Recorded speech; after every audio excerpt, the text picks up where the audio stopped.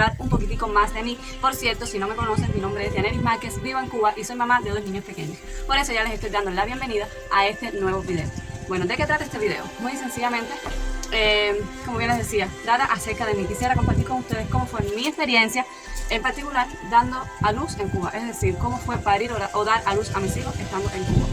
Bueno, y déjenme contarles que la primera experiencia no fue la más amena. Yo tuve un óvulo fetal de 22 semanas. Eso es literalmente tener que parir a un bebé estando completamente muerto. Eso es un proceso muy doloroso. Si tú estás ahí viendo ese video y te ha pasado, créeme que yo sé exactamente por lo que estás pasando tú. Es una experiencia súper difícil en todos los sentidos, emocional, sentimental, físicamente. En todos los sentidos es muy difícil. Ya en mi caso, yo conocía la discapacidad, la enfermedad, realmente una malformación congénita era lo que tenía. Desde el inicio yo no lo quise abortar, pero al final pasó lo que tenía que suceder y murió en mi vientre. Yo no quise interrumpir el embarazo, como algunos médicos me dijeron que hiciera. Yo quería que mi bebé viviera lo más que pudiera vivir.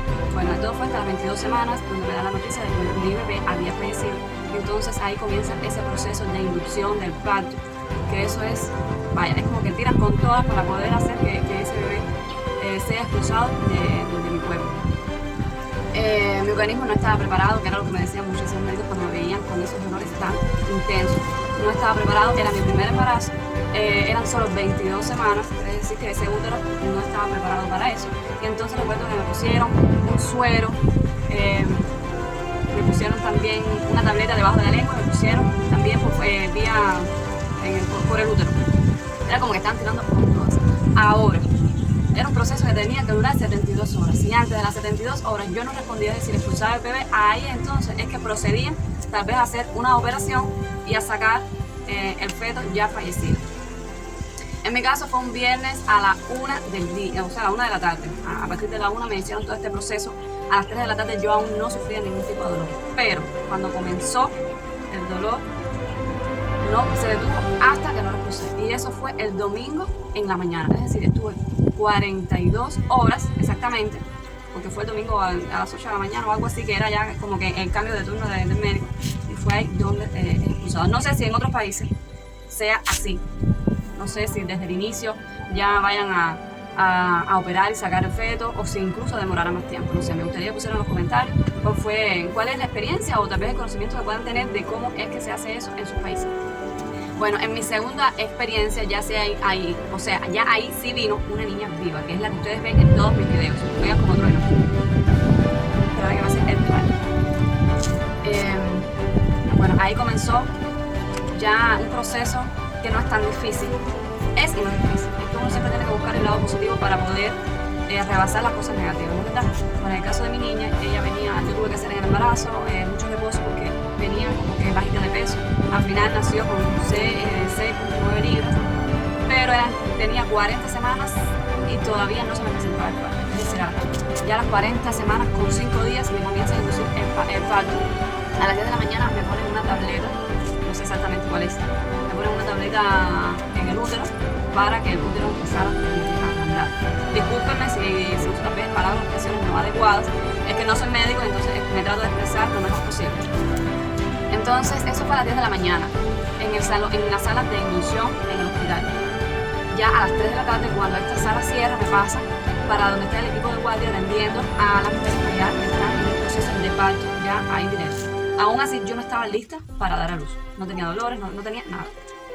Entonces, a las 5 de la tarde, ya era como que tocaba la segunda tableta. Porque bueno, el pronóstico que era en ese momento era que iba a parir para el otro día. Entonces, cuando el médico me fue a reconocer, tenía, parece que algo de centímetros de dilatación, y lo que hace es reventar la fuente en vez de poner una tableta. Rápidamente me hacen como que la prueba de cardio de cómo es que está el bebé, y felizmente tenía muy buena dinámica. Eso a mí me puse súper feliz. Pero nadie pensaba que yo fuera a dar a luz ese día. Yo no tenía ni suero, no tenía nada. Y el caso es que comenzaron unos dolores, unas contracciones, que eso era ¿para qué? Yo caminaba, hacía ejercicio. ¿Cuál era el estrés en ese momento? No era ni siquiera los dolores. El estrés era que habían 4 camas para 16 mujeres parientes.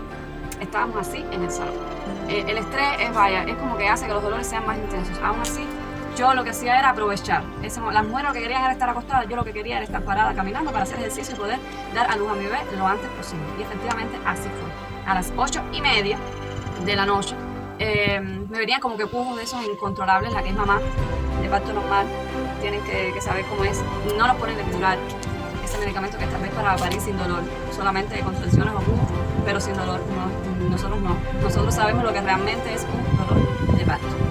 Bueno, infelizmente, ya, bueno, no dio tiempo ni siquiera, ese es otro detalle, no dio tiempo ni siquiera llegar al caballo de parto. Yo me quedé como que en poder de conocimiento. Ahí mismo tuvieron que hacer el parto de la niña, no hubo tiempo como que hacer ese corte, ahora mismo episiotomía, me parece que es, me dicen ahí abajo si es así o no, para tal vez como que dar más espacio para que saque el bebé. Eso no dio tiempo a eso. Y esa fue la razón por la que me tuvieron que coser muchos puntos por dentro, no fuera ningún punto. Ya después vino el tiempo de recuperación, que fueron las 6 horas. Como mismo había muchas mujeres pariendo, también en recuperación habían pocas camas y demasiadas mujeres. Por ejemplo, yo en mi caso tuve la fortuna de estar las 6 horas de recuperación acostada. Había mujeres que a las 4 horas las estaban levantando para sentarnos en una cama. En mi caso, en una cama habíamos 4 mujeres o 3 mujeres con los tres bebés. La que estaba enfrente de mí era la que tenía 4 mujeres con sus 4 bebés, sentadas todo el tiempo, esperando a que hubieran camas en la sala porque no las había. Y entonces ahí, a las 23 horas exactamente, pues me pasa para la sala. Imagínense lo que es estar 23 horas sentada en una cama. Bueno, a mí me pueden descontar las 6 horas. Más de 15 horas sentadas en una cama con la niña. A veces el cansancio nos pasaba factura, pero ahí me di cuenta de cuando uno es mamá, pues todo como que lo aguanta eso y mucho más. Ya entonces a los 3 días me dieron alta del hospital. Y está empezando a llover, tengo el teléfono a la parte afuera del portal, así que denme un chancecito para pasarlo para adentro. ¿Qué toca? Y bueno, vine para acá, a ver, enero, vine para acá para poder terminar de hablar con ustedes mi tercera experiencia, que es la de mi niño pequeñito, el más adorable de todos. El que lo conoce sabe que es así, es la candela literalmente. En el caso de esto fue distinto completamente, es decir, ningún parto es igual, ningún embarazo, ningún niño, nada es igual. En el caso de mi niño, a las 39 semanas con 4 días se me presenta el parto. Empiezan las contracciones sin reventar la fuente, nunca reventé la fuente con el niño.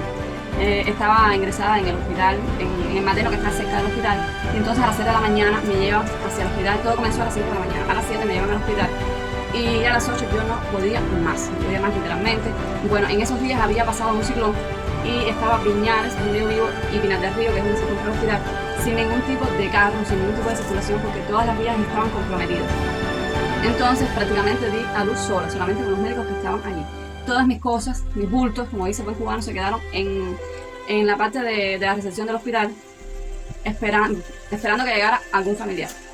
Bueno, porque bueno, estuvo todo muy rápido, que me pasaron para parto. Lo único que no sabían era que la fuente estaba sana, porque la doctora se quedó escribiendo en la libreta y no mandó la historia clínica conmigo porque era demasiado dolor, no podía aguantar, y me lanza con el mensajero.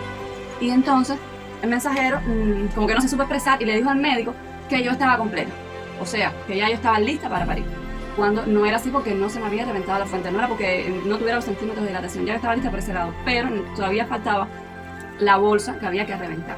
Desgraciadamente era en ese momento de cambio de guardia, como habían pasado el ciclón, estaban haciendo los médicos un sobretrabajo, que era demasiado, porque estaban haciendo 48 horas, porque habían otros colegas que no podían ir a trabajar porque el ciclón me había llevado a la casa, porque bueno, era mucha situación que había en ese momento, había mucho estrés. El médico que estaba de guardia veía que ya yo estaba muy pronto de parir, pero aparte de mí habían como 2 o 3 más que, bueno, al final ellas parieron. La única que quedó sin parir en ese momento fui yo.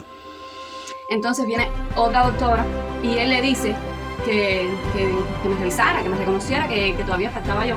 Y la doctora se puso a escribir en las historias clínicas. Hoy ya no estoy. La doctora se pone a escribir en las historias clínicas y a mí como que me deja de lado. En aquel entonces, bueno, yo había llevado el nasobuco, pero estaba dentro de los bultos.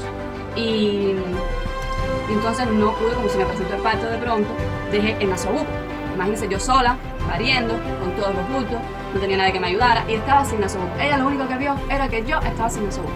Aún así yo no le hice caso, como mismo ella no me hizo caso a mí, porque yo en ese momento necesitaba estar desestresada para poder dar a luz a mi bebé, que es lo que me hacía falta a mí en ese momento. Entonces, gracias a Dios, a las 9 y algo de la mañana, como la hora y pico, ese médico aún no se había ido para su casa, a pesar de que había estado 48 horas de guardia, y me ve que yo estaba allí. Entonces él le pregunta a ella si ya me había reconocido, y ella le dice que no. Y entonces me dice, si te portas bien, si haces las cosas bien, vas a parir. Y eso a mí me dio un alivio y una tranquilidad por dentro, la que ustedes no se imaginan. Pues bueno, van y me reconocen, y precisamente ahí él se da cuenta de que la bolsa estaba sana y se lo dice a ella. Por eso era que no daba luz, porque la bolsa estaba sana. Quiere decir que podría haber sido una complicación sin necesidad. Pero bueno, gracias a Dios, ese hombre estaba allí y me quería ayudar. Ya de ahí sí me da tiempo con el niño, me da tiempo a ir al caballo de parto, y ahí procedo a parir. La niña con un pujo que di nada más salió completamente. El niño con uno para la cabeza, un pujo para la cabeza, un pujo para un hombro, después el otro hombro, y cuando llegó a la cintura fue que salió completamente.